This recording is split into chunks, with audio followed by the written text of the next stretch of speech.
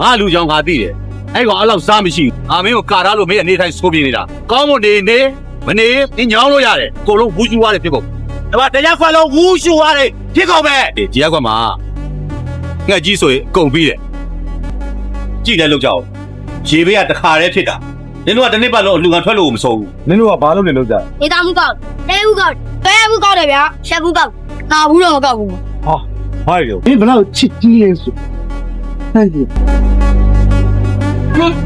ဘာလုပ်တာလဲ ဘာဖြစ်နင်းနေတာလားဟာ